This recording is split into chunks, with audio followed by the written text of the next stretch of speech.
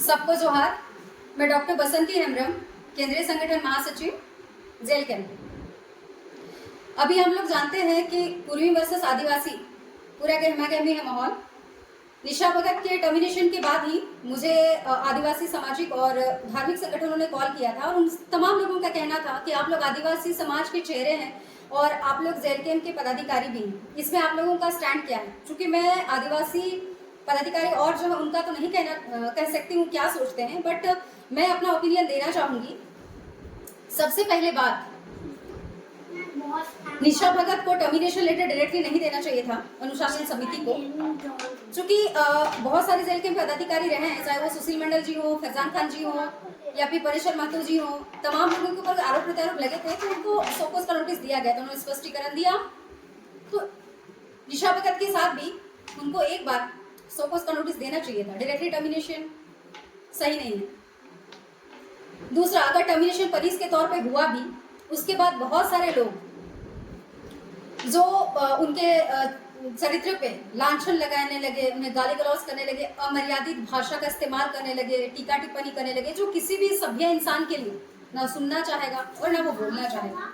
मैं इसका घोर निंदा करती हूँ। तमाम वो पुरुष वर्ग जिन्होंने ये सारा चीज निशा भगत के लिए किया है, मैं आप लोगों से कहना चाहूंगी भाइयों, आपके जीवन में भी बहुत सारे स्त्रियों के रिश्ते हैं जो माँ के तौर पे हैं, माँ है, बहन है, बेटी है, प्रेमिका है, पत्नी है, पुत्री है। उन सारी महिलाओं का ने आपका जीवन सुंदर और सुखद बनाया है। तो आप जिन महिला के बारे में बोल रहे हैं, उन्होंने जो भी कहा वो अपने समाज के लिए, हक के लिए बोली। हो सकता है उसका लहजा आप लोग को अच्छा ना लगा हो, लेकिन उससे इस तरह से जलील करना, उसकी अस्मिता को तार तार करने की कोशिश करना बोल बोल के, ये बिल्कुल सही नहीं था। मैं इसकी निंदा करती हूँ। हम सभी जानते हैं झारखंड वासी कि कुर्मी समुदाय हमेशा काफी लंबा लड़ाई लड़ रहा है एसटी में घुसने के लिए। 2018 में भी हमारे माननीय सम्मानीय सत्ताधारी सीएम हेमंत सोरेन जी, उन्होंने इस पे भी साइन किया था। हमारे भूतपूर्व मुख्यमंत्री चंपा सोरेन जी, उन्होंने भी साइन किया था। उसके अलावा जितने कुर्मी समुदाय के, वो तो करेंगे, हर कोई अपने समाज के लिए क्यों नहीं करेगा, करना भी चाहिए। तो किन्हीं लोगों ने ये चीज उन लोगों से नहीं पूछा कि आप अपने कम्युनिटी को दरकिनार करके वहां उसमें साइन क्यों कर रहे हैं। तो कहीं ना कहीं वो एक राजनीतिक एजेंडा था, कोई इस बात को ना नहीं कह सकता। लेकिन अगर आज आपसी मतभेद इतना पैदा हो गया है, तो अगर कुर्मी समाज अपने हक के लिए आंदोलन कर रहा है, तो निशा भगत या तमाम आदिवासी जो अपने हक के लिए आवाज उठा रहे हैं, वो भी तो फिर गलत नहीं है।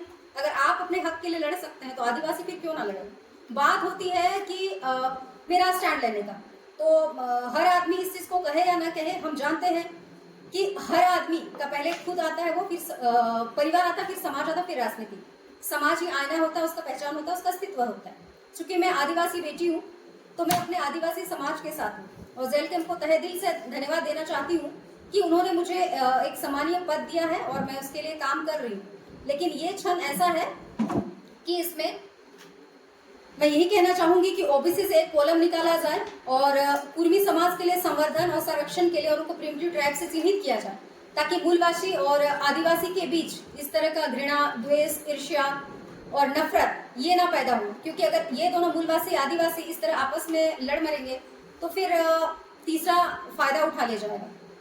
फिर से जोहार।